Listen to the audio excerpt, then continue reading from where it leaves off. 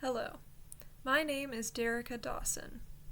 Have you ever gone to a water park in the summertime to cool off and have fun?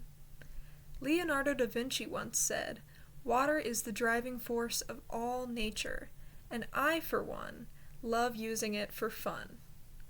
Today I will be telling you about Action Park, how it came to be, what the appeal was, and its inevitable downfall. Action Park was a popular water-based theme park in Vernon Township, New Jersey. The park was the first big water park in the country, making it one of a kind for the time. It started as just 3 slides and a motor track, called the Vernon Valley Summer Pack, built into the ski resort it resided on. The park was created to build revenue during the off-season from skiing, and attracted many people for a summer of fun. Former attendee Chris Gethard writes that Action Park was a true rite of passage for any New Jersey kid of his generation. Founder and CEO Gene Mullaville's vision was to create a park where visitors were in control of their own experience, thus why many teenagers frequented Action Park. Jim Desai, a park manager at only 21 years old, described the area, including terrain which allowed for a lot of mischief to go unnoticed. Action Park had multiple areas of entertainment throughout its 250 acres of fun.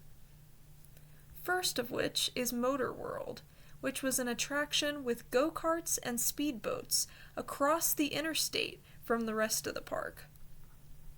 A former employee, Ed, spoke about the questionable bungee jump ride, how it would fling the attendees up and down, causing the occasional whiplash accident.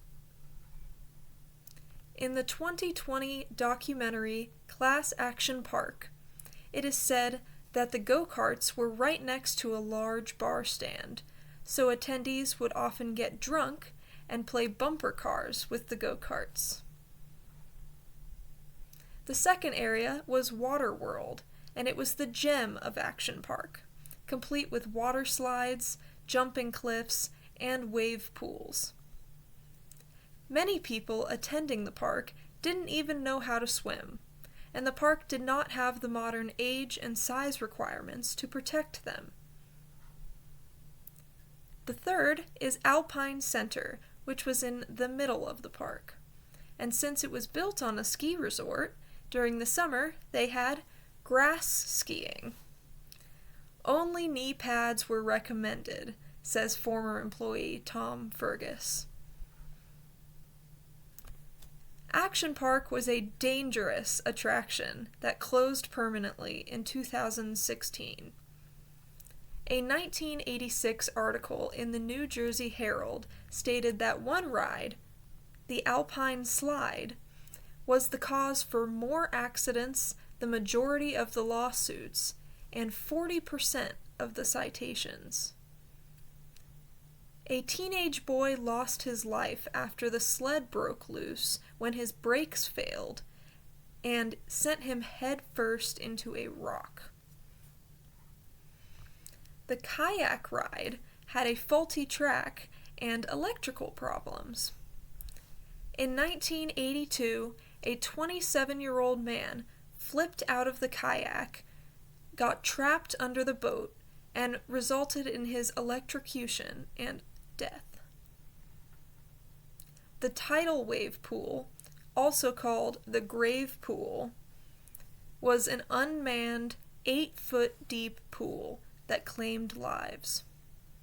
Within 5 years, 2 people, a teenager and an older man, both drowned after getting caught under the waves. Lastly, the Cannonball Loop slide was the biggest risk of the park.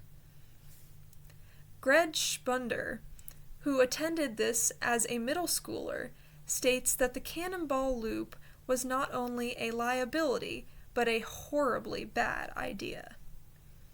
As described in the documentary Class Action Park, the park founder would bribe his early employees to be human test dummies for this slide, earning them $100 for various cuts, bruises, and even lost teeth.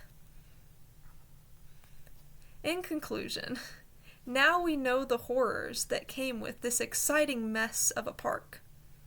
Though it was a big deal for its time, the multiple attractions left attendees scarred, scared, and even dead. If you had the opportunity, would you take your chances for a little bit of fun?